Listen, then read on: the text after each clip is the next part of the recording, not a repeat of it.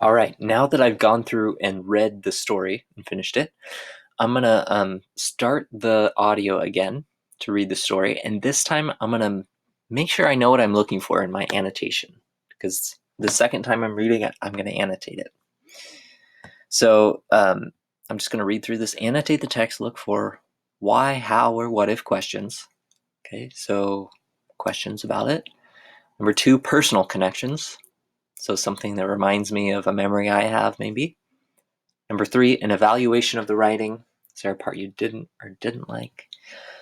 Or number 4, identifying important details or main ideas. So I'm going to go through this first paragraph and show you what that looks like. Back in 1946, when I was 9, I worried that I wasn't tough enough. That's why I became a Boy Scout.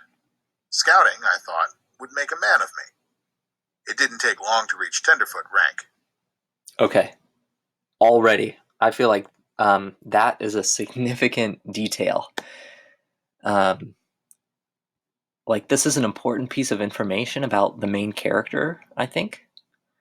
When I was 9, I worried that I wasn't tough enough. That's why, when I was 9, I worried, oh dear.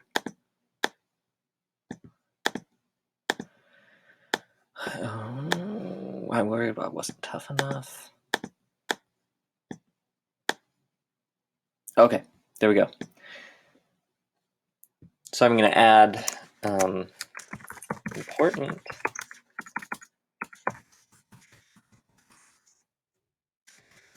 This shows how the main character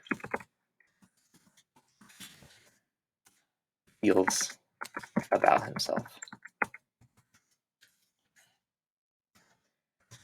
And we'll probably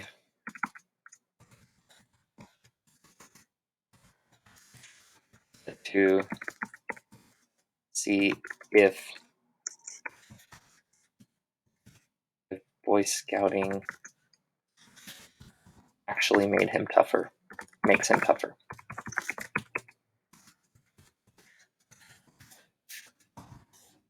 You know. Now it won't actually let me create a note because I'm mimicking a student right now, but that's how you do it. And you'd go through and add as many notes as you could.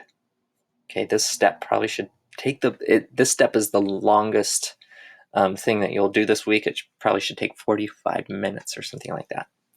But you guys got this. Now, at the end of that, after I finish annotating the whole story, I'm going to look back and make sure I hit all of these points.